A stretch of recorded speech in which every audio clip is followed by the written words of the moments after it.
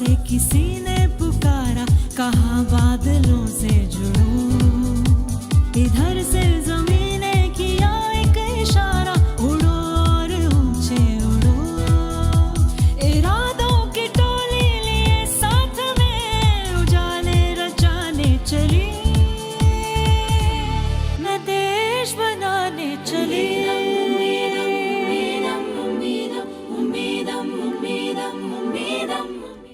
वाकिफ कहाँ जमाना हमारी उड़ान से, वो और थे जो आहर गए आसमान से। नमस्कार, मैं दीक्षा कोहली स्वागत करती हूँ आप सभी का सनसेट टीवी के विशेष कार्यक्रम अपना आसमान में। आज बात खेल के मैदान की करेंगे, आज बात खिलाड़ियों की करेंगे, आज बात जज्बे की, जुनून की और उस हुनर की जो हर खिलाड़ी में होता है। और मैदान में आने के बाद जो जुनून नजर आता है जीत का, वो कुछ और ही होता है। तो चलिए आज बात करते हैं उन बेटियों की जो देश के लिए खेलती हैं, देश का नाम रोशन करती हैं, देश के लिए मेडल लाती हैं। तो आज अपना आसमां का मुद्दा महिलाएं, खेल, मैदान और मेडल। मैं देश बनाने चली। तो चलिए वक्त बिल्कुल जाया नहीं करते, आपको मिलवाते हैं अपनी खिलाड़ी बेटियों से, मिलवाते हैं अपनी देश की शान से और कराते हैं आपकी उनसे पहचान। मेरा नाम मेरी पहचान में। अपना आसमान में मैं पूजा गहलोत, कुश्ती की खिलाड़ी और 50 केजी भार में भारत के लिए खेलती हूँ और एशियन चैम्पियनशिप में gold medalist, national gold medalist और वर्ल्ड में सिल्वर मेडल है, कॉमनवेल्थ गेम में ब्रॉन्ज मेडल है। और सबको नमस्ते।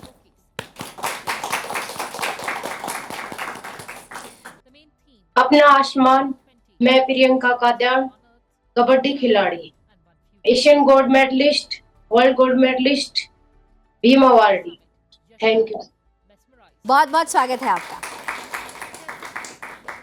और इसी के साथ आज हमारे साथ स्टूडियो में मौजूद है युवती शक्ति, जो अलग अलग संस्थानों से आज हमारे बीच आई हैं, अपने सवाल पूछेंगी और साथ ही इस कार्यक्रम की शोभा बढ़ाएंगी। बहुत बहुत स्वागत है आपका।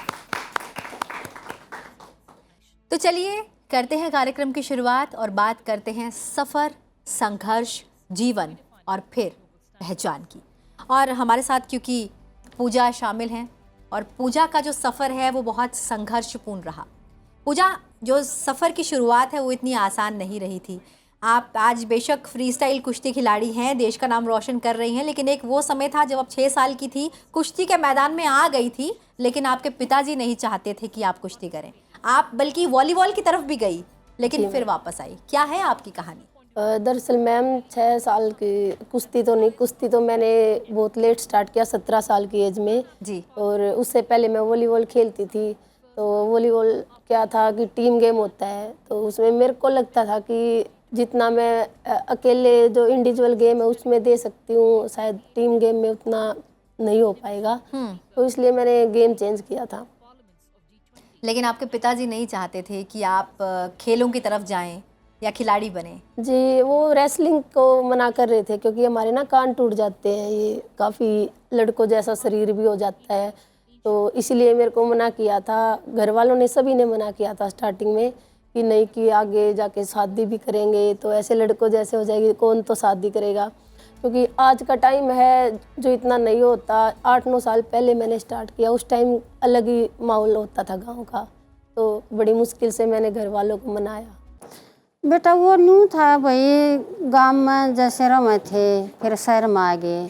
अभी गांव के लोग इतना समझते तो है नहीं, तो भाई कोई कुछ कहेगा, कोई कुछ कहेगा, अच्छा न लगे।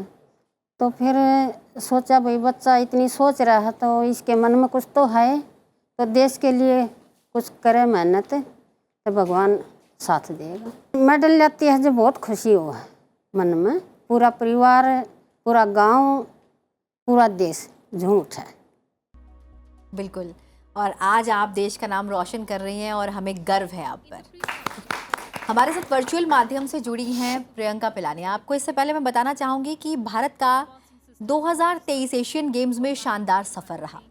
टूर्नामेंट के इतिहास में भारत ने इस साल सबसे ज़्यादा मेडल जीत लिए हैं। भारत ने अपने एशियाई खेलों के अभियान को 107 पदक यानी 28 स्वर्ण, 38 रजत, 41 कांस्य यानी कुल 107 मेडल के रिकॉर्ड के साथ समाप्त किया और भारत मेडल टैली में चौथे स्थान पर रहा। एशियन गेम्स में भाग लेने वाली प्रियंका पिलानिया का भी जब मेडल जीतने के बाद का सफर रहा वो बहुत शानदार रहा। उनका गांव में जोरदार स्वागत हुआ। स्वर्ण पदक विजेता भारतीय महिला कबड्डी टीम की हिस्सा थी। सिर्फ हिस्सा ही नहीं थी, उप कप्तान भी थी। सबसे पहले तो आपका स्वागत तो है प्रियंका, लेकिन आपको बहुत बहुत शुभकामनाएं, बहुत बहुत बधाई कि आपने इतनी शानदार जीत हासिल की। गोल्ड जीतने के बाद जो एक खुशी होती है वो बहुत ज़्यादा होती है, लेकिन आपसे मैं आपके विचार जानना चाहूँगी। जब हम गोल्ड जीतते हैं, हमारी टीम मेडल लेने के लिए वहाँ पर मौजूद होती है, लेकिन उससे बड़ा एक मोमेंट होता है जब हमारा देश का तिरंगा सबसे ऊंचा होता है और हर तरफ जन गण मन की आवाज़ सुनाई दे रही होती है और हर कोई वहाँ पर खड़ा होता है हमारे देश के सम्मान में। वो फीलिंग, वो मोमेंट कैसा होता है? देखो, वो मोमेंट एक ऐसा था, मतलब अंदर से हमारे को, मतलब पूरी बॉडी पे रोंगटे खड़े हो गए। मतलब वो मोमेंट हम बोल नहीं सकते, ऐसा मोमेंट था। ये गोल्ड तक का जो सफ़र है, यहाँ तक पहुँचने तक कितनी मेहनत लगती है? आपकी शुरुआत कैसे हुई? क्योंकि जब आपने इनिशियली शुरू किया तो आपका परिवार नहीं चाहता था कि आप भी खेलों में जाएं, लेकिन आपने खुद को प्रूव किया और आज परिवार ये मानता है कि आपने सच में जो ठाना वो आपने करके दिखाया। क्या है आपके इस संघर्ष की कहानी? देखो, मैंने 8th क्लास से स्टार्ट किया था। बिल्कुल मेरे घर वाले मना कर दिया था कि नहीं खेलना। फिर भी मैंने जैसे तैसे करके स्ट्रगल किया और बिना बताए हम स्कूल से खेलने चले गए थे स्टेट लेवल का टूर्नामेंट जी। और वहां पे हमने जो गोल्ड मारा तो मेरे घर वाले बड़े खुश हुए थे। उसके बावजूद घर वालों ने मेरे को बड़ी अच्छी सपोर्ट की, पूरे गांव ने बहुत अच्छी सपोर्ट की है। धीरे धीरे मतलब जैसे नेशनल खेले हम, इंटरनेशनल स्टार्टिंग में उसी साल में इंटरनेशनल खेल चुकी थी 2010 में। 8वें महीने में तो मैंने स्टार्ट किया था और मैंने 9वें महीने में इंटरनेशनल खेली। तो वो मोमेंट ऐसा था कि आज मेरे पास बोलने के लिए भी कुछ नहीं है उस चीज के लिए। तो मैं संघर्ष तो देखो बाद में मैंने करना पड़ा है बहुत। 2012 में मैं वर्ल्ड कप खेल ली थी, उसके बावजूद मेरे को इंजरी हो गई। 2014 में फिर मैं 3 महीने बाद ही मैंने नेशनल आ गया उसके ऑपरेट के बाद। तो स्ट्रगल तो काफी करना पड़ा है हमने। एक खिलाड़ी होते हुए भी स्ट्रगल तो सबको ही करना पड़ता है, बट उसके बावजूद हमारे घर वालों ने अच्छी सपोर्ट की है, मेरे गांव ने अच्छी सपोर्ट की है। सबसे बड़ा हाथ मेरे घर से मेरे ताऊ जी का, मम्मी पापा का है और मेरी दीदी है, वो भी स्पोर्ट्स पर्सन है। मेरे ताऊ जी ने बिल्कुल मना कर दिया था उनको खेलने के लिए भी, बट दोनों बहनों ने हमने एक साथ होके और गेम स्टार्ट करना पड़ा। मतलब मना करने के बावजूद भी हम दोनों साथ रहे और जैसे करके हम इंटरनेशनल, वो भी इंटरनेशनल है, मैं भी इंटरनेशनल हूँ। तो धीरे धीरे करके मैंने भीम अवार्ड मिला। बट 2018 का ऐसा मोमेंट था कि मैंने गिव अप कर दिया। उसके बावजूद मेरे को फेडरेशन ने खुद ने टीम कैप्टनशिप दी कि आप खेल सकते हो, क्योंकि 18 में हमारा गोल्ड चला गया था एशियन गेम में। तो वापस गोल्ड लाने के लिए कुछ मूवमेंट ऐसे थे कि प्रियंका वापस गोल्ड ला सकती है। तो मेरे को खुद कैप्टनशिप दी फेडरेशन वालों ने। तो मैंने खुद ने बोला कि जो आप मेरे को बोलोगे मैं उसको अच्छे से मान सम्मान दोगे, वो अच्छे से निभाऊंगी। वापस मैंने गोल्ड लाया इंडिया के लिए। तो वो मोमेंट मेरा ऐसा था कि मैं 18 वाला भूल नहीं सकती, अभी तक नहीं भूलूंगी मैं। तब तक मैं अपनी लाइफ में रहूंगी, भूल नहीं सकती। वो मोमेंट ऐसा था क्योंकि वो मेरा जो गेम था एक आउटस्टैंडिंग गेम था। फिर भी मैं किसी कारण कर चुकी हूँ, तो वो नहीं भूल सकती। लेकिन आपका गेम आज शादी भी हो गई आउटस्टैंडिंग है प्रियंका। जिस तरीके से आप लोग खेले हैं, जिस तरीके से आप गोल्ड जीते हैं देश के लिए, वो बहुत काबिले तारीफ है। आप लोगों के जज्बे को सलाम है। आप वाइस कैप्टन रही, एक बड़ी जिम्मेदारी रही पूरी टीम की आपके ऊपर, और उस समय आप सबसे ज़्यादा सीनियर प्लेयर थी और सीनियर होने के नाते आपने सबको गाइड भी किया, आपकी गाइडेंस सबको मिली। तो ऐसे में कितना प्रेशर रहता है जब आप मैदान में होती हैं, आप एक बड़े लेवल पे खेल रही हैं, एक बड़ी जिम्मेदारी है, एक रिस्पॉन्सिबिलिटी है और गोल्ड आपको जीतना है, एक जज्बा भी है। वो जो रिस्पॉन्सिबिलिटी और वो जो प्रेशर रहता है मैदान में, वो किस तरह का रहता है? देखो, वो मोमेंट ऐसा था क्योंकि हम एशियन गेम में गए थे, तब ये था कि सभी जूनियर प्लेयर है हमारे साथ, और जो कि पूजा काजला थी हमारे हरियाणा की, हरियाणा स्टेट से खेली थी वो लड़की। वो बड़ी अच्छी रेडर थी। देखो उसका साथ मैंने बिल्कुल दिया है। मेरे को एक्चुअली स्टार्टिंग में बाहर बिठाया गया था कि मैन जो मैच होगा उसी में आपको खिलाएंगे अंदर। तो कुछ ऐसा मोमेंट आया कि मेरे को पहले ही खिलाना पड़ेगा। तो मैं सबसे बड़ी बात है कि एक टीम को मेंटेन करके रखती हूँ, अपने जूनियर खिलाड़ी को जो जिसका गेम है उसके अकॉर्डिंग अच्छा गेम निकलवाती हूँ। मोटिवेशन सबसे ज्यादा जरूरत है टीम गेम। अगर मोटिवेशनल करते रहेंगे हम बच्चों को तो ऑटोमेटिक अपने अंदर का जो जुनून है वो निकालेगा। तो सबसे बड़ी बात है मैंने मोटिवेट किया अपनी टीम को और पूरी टीम एकजुट होके खेली और अच्छा खेली, अच्छा प्रदर्शन दिया टीम। तो वो मोमेंट ऐसा था कि मैं कुछ बोल नहीं सकती उस मोमेंट के लिए, क्योंकि हमारा मेन टारगेट गोल्ड था। एक्चुअली मारना हमारे को ईरान को था, चाइनीज ताइपाई आई बट उनको भी हमने मारा। सबसे बड़ी बात है हम चाहते थे कि ईरान आनी चाहिए फाइनल मैच, क्योंकि 2018 में हम उनसे हार चुके थे। तो हम यही चाहते थे कि फाइनल मैच हम ईरान से खेले और ईरान को दोबारा मार के अपना गोल्ड लेके जाए। अच्छा प्रियंका, एक एक बात आपने क्योंकि मोटिवेशन की है तो मैं ज़रूर पूछना चाहूँगी। प्रधानमंत्री खुद आकर खिलाड़ियों से मिलते हैं, उनकी तारीफ करते हैं जब वो खेल कर आते हैं। जीत या हार मायने नहीं रखती, लेकिन वो अक्सर खिलाड़ियों से बातचीत करते हैं। आपकी भी बहुत तारीफ की उन्होंने, पूरी टीम की तारीफ की, पूरी टीम से बात की। कैसा लगता है जब एक देश के सबसे बड़े नेता हमारी तारीफ करते हैं, हमें सपोर्ट करते हैं? देखो मोटिवेशन की सबसे ज्यादा जरूरत होती है, वो आए हमारे से मिले, बड़ा अच्छा लगा हमारे को।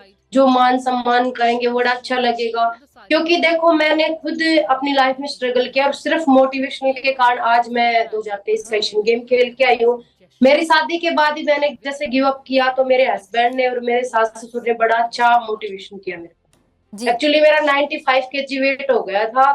शादी के बाद मैंने इन्होंने 1 महीने में वापस वेट लॉस कराया।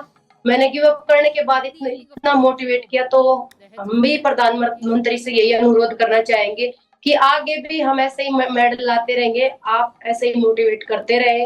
और जो भी मतलब खिलाड़ी अभी गोल्ड मेडल, सिल्वर मेडल और ब्राउन मेडल लेके आए हैं उनको भी मैं बधाई देना चाहूंगी। वो सभी बधाई के पात्र है, क्योंकि प्रधानमंत्री ने इतना अच्छा हमारा मान सम्मान करेंगे और भी जो कुछ बच्चों का कर दिया है और कुछ बच्चों का करने वाले हैं।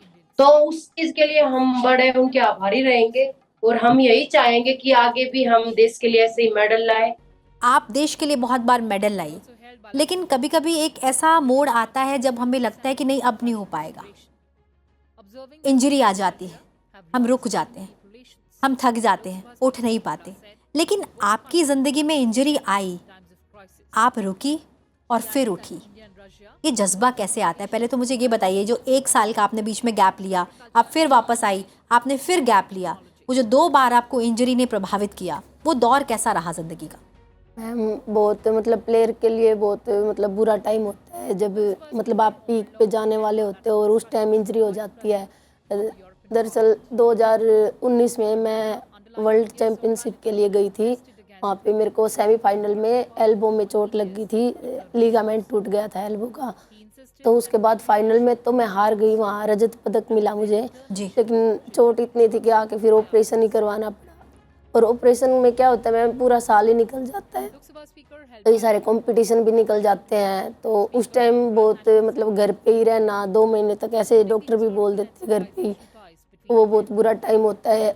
एक बार तो लगता है अभी इतने दिन से हम प्रैक्टिस नहीं कर रहे, दोबारा उसी लेवल पे आने में मतलब बहुत संघर्ष करना पड़ता है और बीच बीच में बहुत मोटिवेशन की भी ज़रूरत पड़ती है। बिल्कुल परिवार भी टूट जाता है और प्लेयर तो टूटता ही है। तो उस टाइम थोड़ा मतलब परिवार ने बहुत साथ दिया, समझाया कि तू कर सकती है ऐसे ऐसे।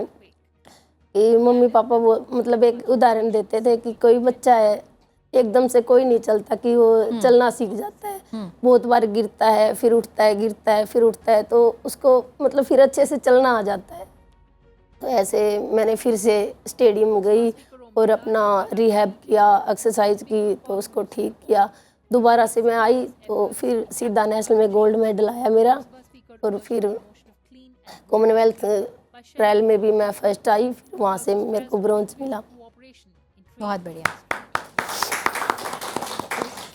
अच्छा, लेकिन एक जो दौर होता है, मतलब वो एक नेगेटिविटी जो आने लगती है, उससे आप कह रहे हैं कि खुद को बहुत ज़्यादा इंस्पायर करना पड़ता है, मोटिवेट करना पड़ता है। तो उस मोटिवेशन के लिए आप लोग क्या करते हैं? खुद को कैसे आप कॉन्फिडेंट रखते हैं कि नहीं, मैं वापसी करूँगी, मैं उस मैदान में फिर से जाऊँगी?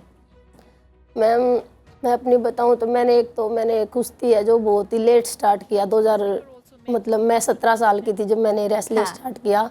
तो फिर मेरे को ये लगा कि स्टार्ट ही क्यों किया था जब ऐसे ही मतलब गिव अप करना था।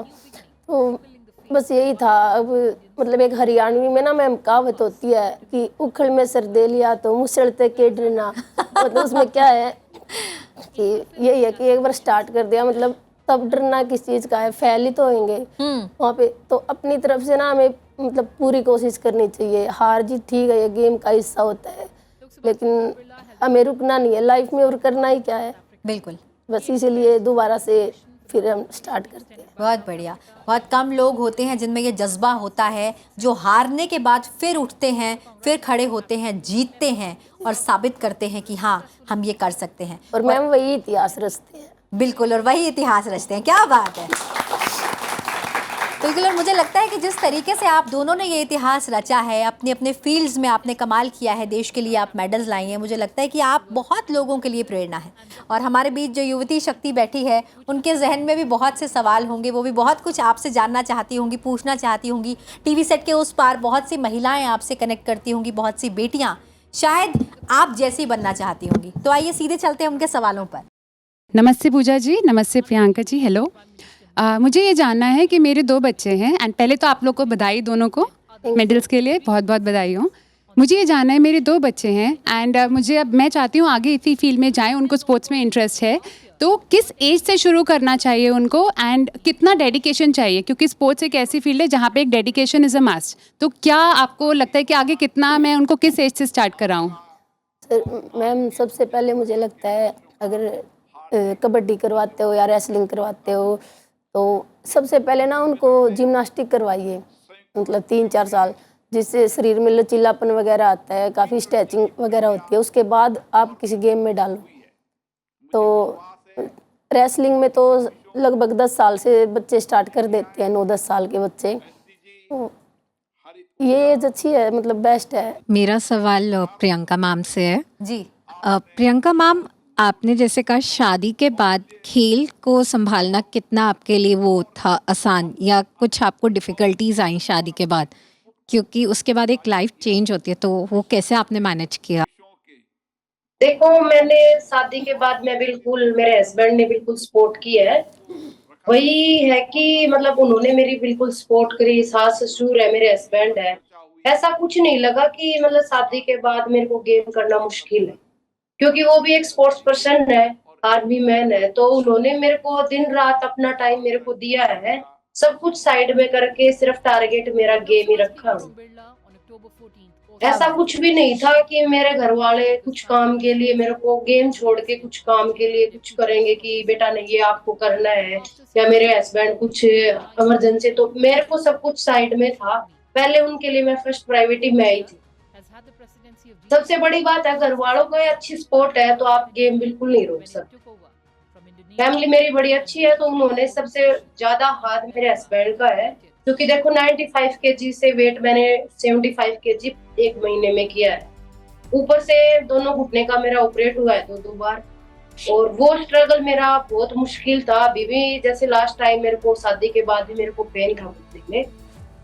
उन्होंने पहले तो मेरे को दवाई दिलाई है नी की, क्योंकि देखो हम हरियाणवी में यही करते हैं कि देसी चीज सबसे पहले ले और उसी से ठीक करवाओ। क्योंकि हम ज्यादा क्या है कि डॉक्टर तो जाते ही ऑपरेट बोल देता है, क्योंकि लिगामेंट चले गए, शेल वगैरह पीछे।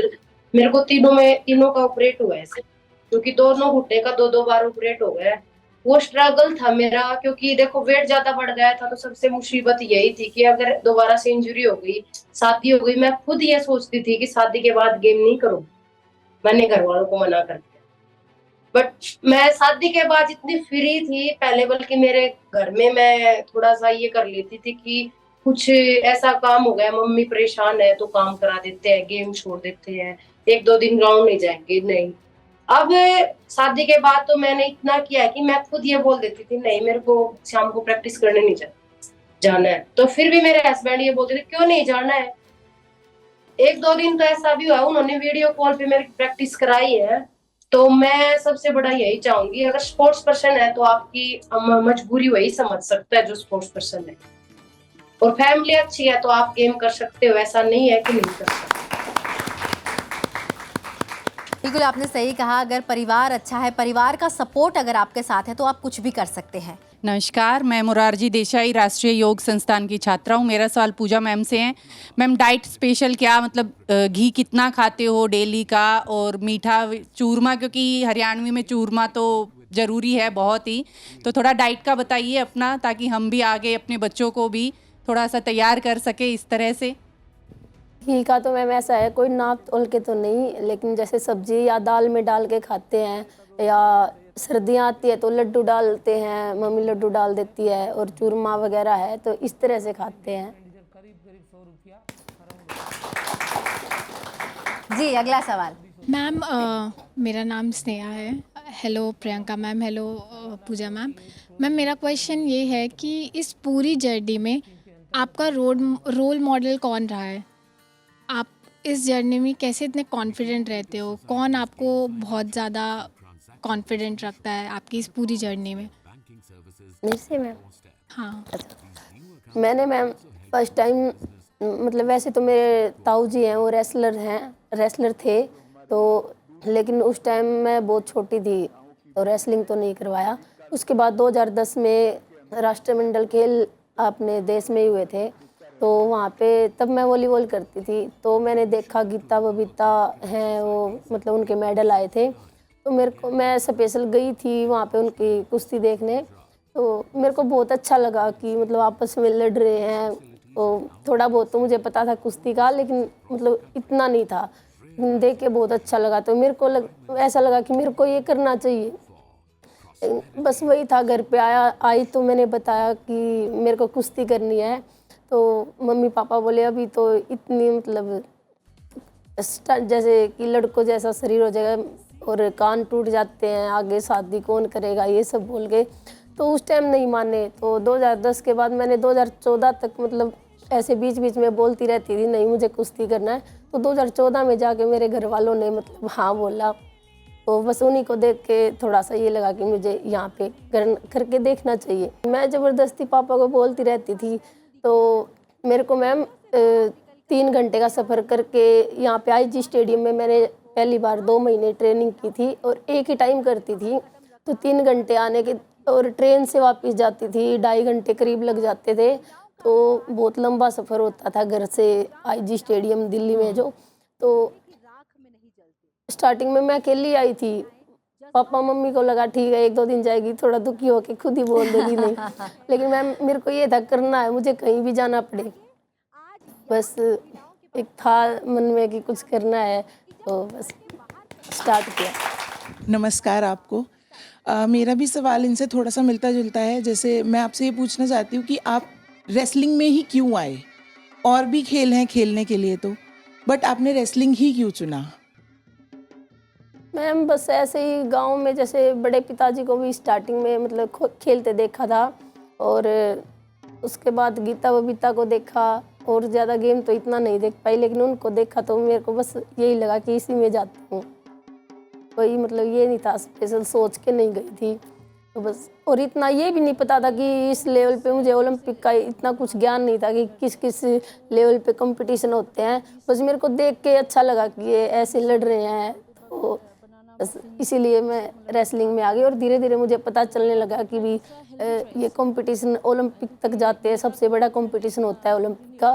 तो उसके बाद मैं काफ़ी सीरियस होने लगी, और मम्मी पापा ने जैसे स्टार्टिंग में मना किया, तो एक दबाव भी था कि इतनी मतलब जिद करके जा रही तो मुझे कुछ करना है। कुछ करना है और करके दिखाया आपने। हेलो मैम, मेरा नाम आकृति है, और मैं पूछना चाहती हूँ कि क्या आपका कोई गेम से पहले का रिचुअल है जो आप फॉलो करती हैं? मेरा सवाल प्रियंका मैम से है। तो कैसे होती है आपकी तैयारी जीत की एक गेम से पहले? देखो वो तो मैन क्या है कि सब कुछ हमने छोड़ना पड़ता है, सब कुछ त्यागना पड़ता है। चाहे वो सबसे बड़ी बात है हम फोन से बिल्कुल दूर रहते हैं, सबसे बड़ा है मैं हमारा फोन से बिल्कुल अटैच नहीं रहते। क्या हो गया, घर वालों से सुबह या शाम एक टाइम बात की हमने, वो भी ज्यादा से ज्यादा 3-4 मिनट, सब कुछ अवॉइड करके, और मैन हमारा गेम पे फोकस रहता है। और टाइमिंग मतलब जैसे हम वैसे तो नॉर्मली 2 टाइम प्रैक्टिस करते हैं, और कंपटीशन नजदीक आता है तो 3 टाइम प्रैक्टिस करते हैं, सुबह दोपहर शाम। और जो अलग अलग से, जैसे सुबह शाम को कोच या मैडम जो भी कराते हैं उनसे अलग भी करनी पड़ती है। फोकस यही रहता है कि सब कुछ अवॉइड करके, और अच्छे से डाइटिंग, और एक मतलब अपना खुद का अलग अलग पर्सनल रहता है। मेरा तो यही है कि जैसे शाम को प्रैक्टिस से जाते हैं, उससे पहले 10-15 मिनट अपने खुद को टाइमिंग देना पड़ता है।